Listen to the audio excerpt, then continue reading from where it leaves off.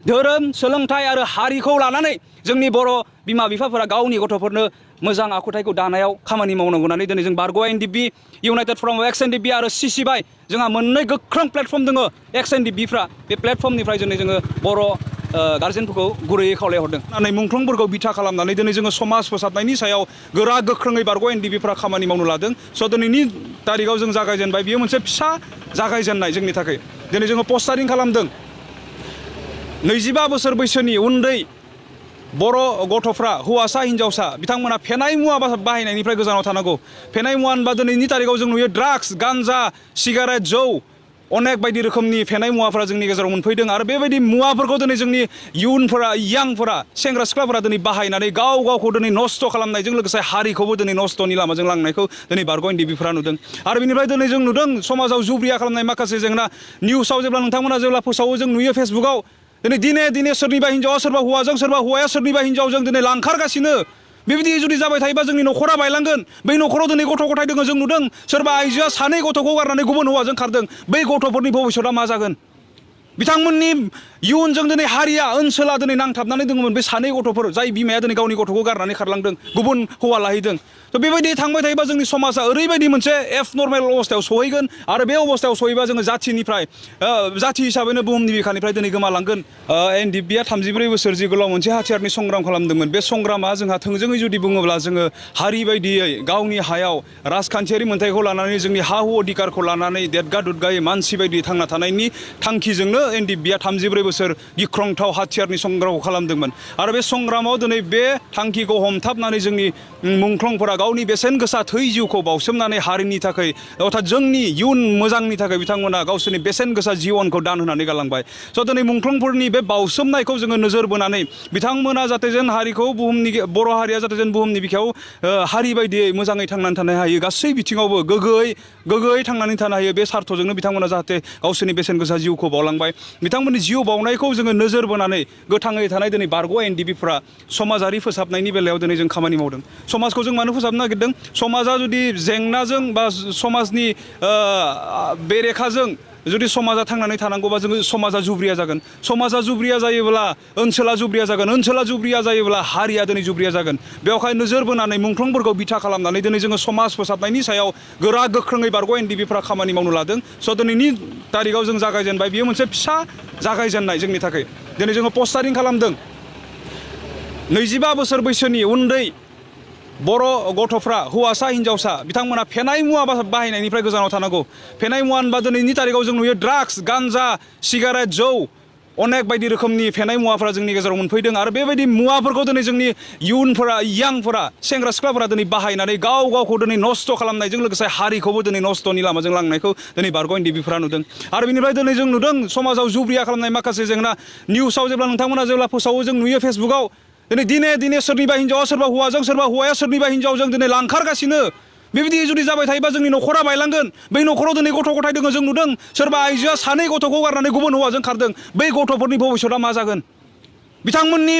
इयुनजों दिनै हारिया ओनसोला दिनै नांथाबनानै दङमोन बे सानै गथ'फोर जाय बिमाया दिनै गावनि गथ'खौ गारनानै खारलांदों गुबुन हौवा लाहैदों थ' बेबायदि थांबाय थायोबा जोंनि समाजा ओरैबायदि मोनसे एबनर्मेल अबस्थायाव सहैगोन आरो बे अबस्थायाव सहैबा जोङो जाथिनिफ्राय जाथि हिसाबैनो बुहुमनि बिखानिफ्राय दिनै गोमालांगोन जेरै जों नुयो जारिमिनाव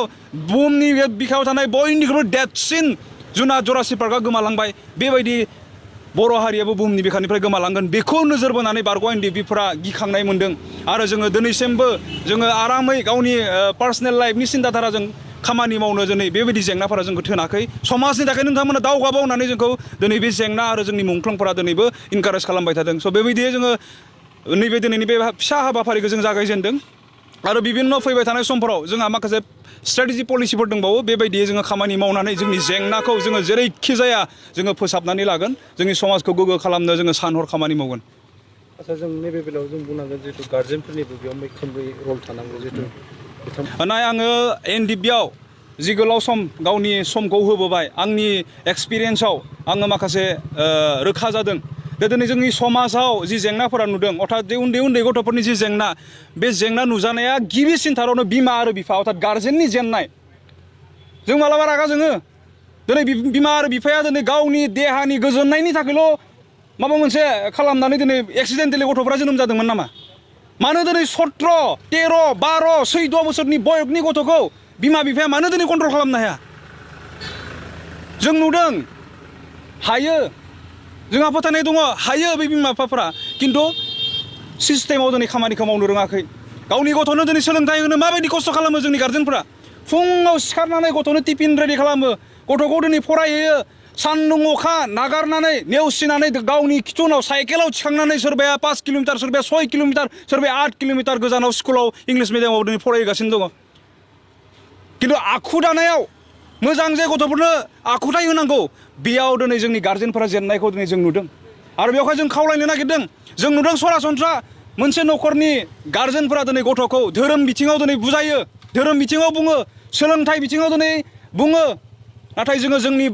जोंनि गार्जेनफोरखौ जों नुदों जाथिनि बिथिङाव माब्लाबाबो बुंनायखौ जोङो नुनो मोनाखै। माखासेफोरा बुङो, खमै बुङो। बेयाव दिनै बारग' एनडिपिफोरा खावलायनो नागिरदों बे मोनथाम आयदाखौ दिनै गथ'फोरखौ बेंनायाव दिनै जोंनि गार्जेनफोरा बाहायनांगौ। नाम्बार 1 धोरोम, बे जिखि धोरोमानो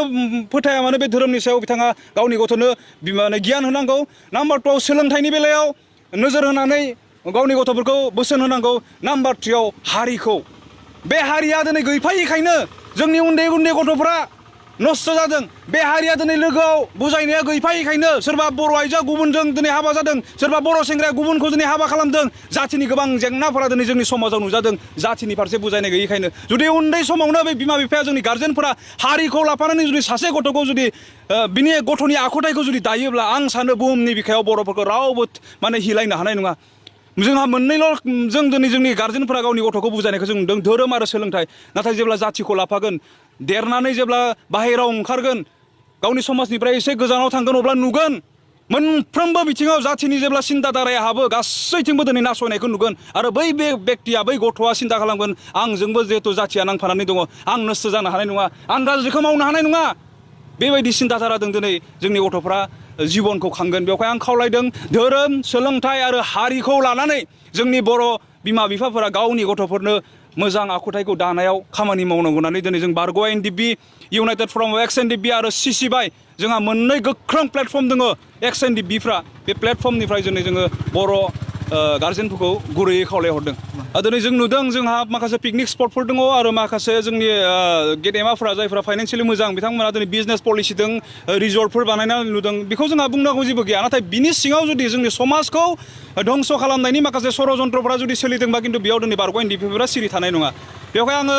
नोंथांमोना सोंनाय बायदि जोंनि सिन्ता खालामनानै थानाय माखासे जोंहा पिकनिक स्पट हिसाबै भैरबकुन्द उदालगुरियाव मेन जों बेखौ नुयो, आरो माखासे दावजेंफोर दङ जायखौ मेन मेड मानसिया बानायनानै लादों। बेबायदि जायगाखौ जों नोजोर होदों आरो माखासे ओनसोलनि रायजो राजाफोरनि जि जोंनि सायाव रिकुवेस्ट बा खावलायनाय, जोंनो खोन्थानाय इनफरमेसन, बिनि सायाव बिथा खालामनानै बारग' एनडिपिफोरा गोख्रोङै जोङो खामानि मावनो थाखाय सिन्ता खालामदों। आं बुंनो हास्थायदों दिनै जों एजखौ जोङो नायगोन। सम सम दिनै भैरबकुन्द, दावजें जिखुनु पिकनिक स्पटफोराव एनडिपिफोरा, बारग' एनडिपिफोरजों लोगोसे जोंनि इयुथ्सफोरा दिनै जिबायदि ओंखारदों, मोजां मानसि दिनै जोंनि ससाइटियाव दङ, बिथांमोनखौ जों लोगोसे लाफानानै जोङो बिथांमोननि बयखौ नायगोन, जायफोरा दिनै बियार बथल लानानै बा गोजा अनेक बिदि लानानै जौफोर लोङो पिकनिक स्पटफोराव, बेफोरबायदि बेक्तिफोरखौ जोङो सन्देह जानाय बेक्तिफोरखौ जोङो एजखौ नायगोन बिथांमोननि। जै जोङो आन्डार 25 मोनबाय, आन्डार 18 जों मोनबाय, बै बेक्तिखौ जोङो स्पटआव जोङो पानिशमेन्ट खालामगोन। गोनां जायोबा बिथांमोननि बिमा बिफाखौ लिंहरनानै जोङो सनजायनानै होगोन। आरो बिमा बिफाफोरा दिनै मानो बिदि गावनि गथ'फोरखौ जुन्थुफोर बायदि हगारनानै दोनदों, बिनि सायाव जोङो खिन्थु गोरा गोख्रोङै खामानि मावगोन।